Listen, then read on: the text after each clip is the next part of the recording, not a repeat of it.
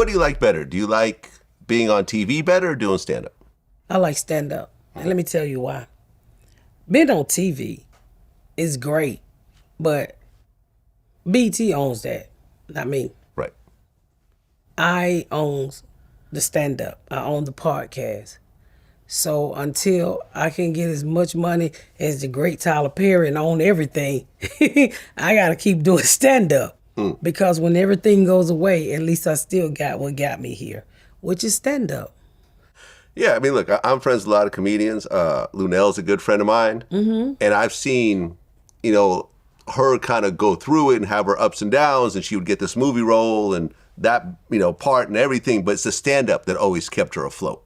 Yeah, and as the movie roles help. When she was in the Eddie Murphy movie, boom, she would get more, more bookings and everything else like that. But really, all the comedians I talked to, the Michael Blacksons and everything else like that, yes, they do TV stuff, they do movie stuff, but it's the stand-up which is really their bread and butter. And you could do that up until essentially the day you die. Hell, Joan River was telling jokes, so they lay her down to fix her throat that day. Yeah, I mean, John Witherspoon, I interviewed him right before he passed away, and he was still on tour. He was still on tour. Yeah. Yeah, because, I mean, that's the thing that we own. And that's the thing, as long as you keep that knife sharpened, you're going to always be able to go back and use it. Mm-hmm. So that's why when I get off the set of the Miss Pat show, anything I do, I go straight back to doing stand-up. Well, Miss Pat, such an inspirational story, especially, going through what you went through, which really most people wouldn't have recovered from. And most people would, essentially get dragged down from. You use that as a source of inspiration. And to really follow your dreams later in life. Because like I said earlier, a lot of these known comedians, they started very young. Eddie Murphy started as a teenager. Yes. A lot of people started in their teens or their early 20s, and then over time they built up. At 30 years old, with 4 kids of your own, you pursued a dream that everyone around you said wasn't realistic. Some people said it wasn't realistic. Some people said it wasn't realistic. Not everyone, but you're right. Some people around you said it wasn't realistic. And society would probably tell you it's not realistic. Yeah. But you didn't listen to any of those people. You actually pursued what you believed in your own heart. And look, multiple TV shows, Netflix stand-up special, constantly on tour. It's really an amazing story and extremely, extremely inspirational for those people that are watching this right now that are saying, something, it's not too late for me. I can still do it. You know what? Nobody's going to believe in you like you believe in yourself. True. And if you always waiting on somebody to tell you how great you are, you might not never be great. Yeah. I don't listen to shit nobody tell me.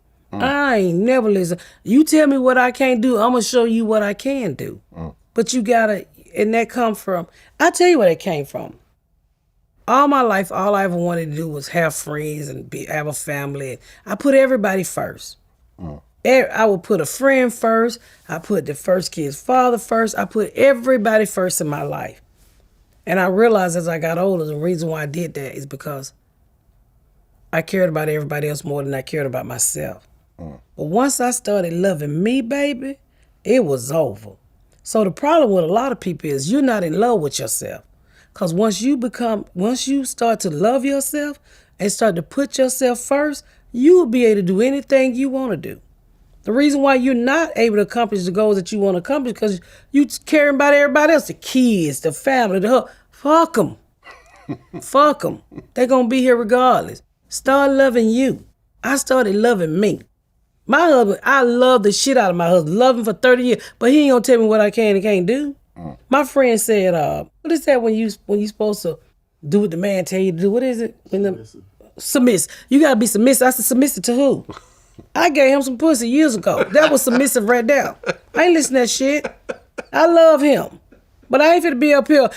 Do you think we can paint this wall? Fuck you. I'm going to paint this wall. You going to come help me? That's what I say. I'm going to tear this building down. You going to come help me? Well, you ain't got to help me. Shit, I'm going to get somebody else to help me. Don't put yourself first in everything you do. It's about me. And I don't care. Fuck everybody. Because I love Miss Pat. I love it. That's such a great message.